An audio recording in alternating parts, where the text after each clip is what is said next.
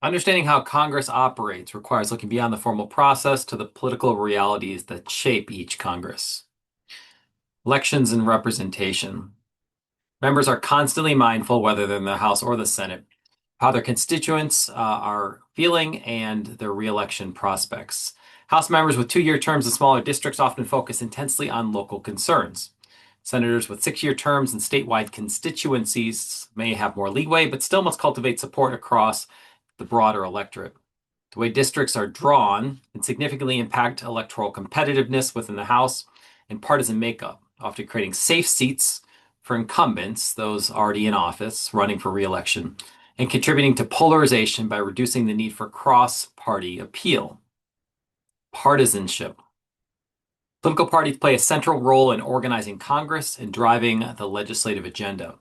Members caucus with their own party, elect leaders, including the Speaker, majority and minority leaders, whips, and receive committee assignments largely based on party loyalty.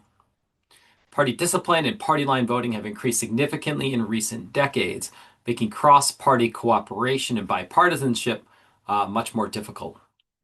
Divided government.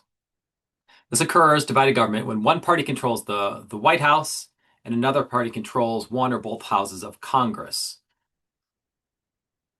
Divided government often leads to legislative gridlock, as the president and congressional majority have different priorities and can block each other's initiatives through the division of powers.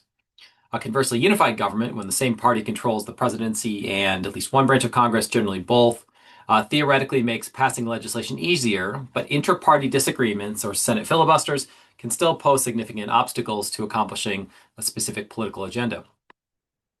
There are other influences as well. Interest groups and lobbyists actively seek to influence legislation. Public opinion, constituent pressure, the president's agenda-setting power, sometimes called the bully pulpit. We'll talk about that later. And expert advice from congressional staff and agencies like the CBO or the Congressional Budget Office also help shape outcomes. Policymaking is thus a complex interplay of electoral calculations, partisan strategy, procedural rules, and external pressures. How should we evaluate Congress's performance? Metrics often include legislative productivity, i.e. the number of laws that get passed, responsiveness to public needs, think the COVID pandemic, and effective oversight, think DOGE cuts. Recent history provides contrasting examples. In the 117th Congress under Joe Biden, largely under unified Democratic control, they were able to pass the American Rescue Plan, the Infrastructure Investment and Jobs Act, and the Inflation Reduction Act. The 118th Congress, which followed 2023-2024, began under divided government and saw significantly less legislative output and more conflict, particularly over budget issues. Criticism of Congress for gridlock and inefficiency is common.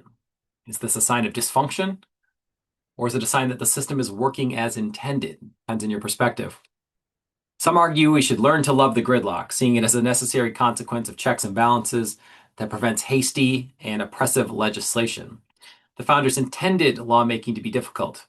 From this perspective, gridlock might be preferable to swift government action that infringes on liberty or imposes poorly conceived policies we'll later have to walk back.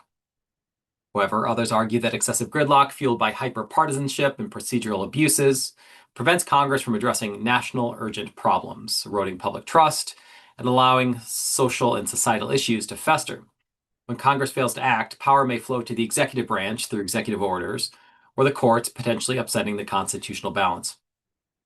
Evaluating Congress, therefore, requires nuance. We must consider not only what it produces, but also the process and the political context through which it makes those productions. Is Congress fulfilling its representative role? Is it engaging in meaningful deliberation? Is it effectively checking the other branches? Or has it become so paralyzed by internal divisions and procedural roadblocks that it fails to meet the nation's basic federal needs, potentially undermining the very liberty it was designed to protect by allowing problems to grow and grow and grow unchecked?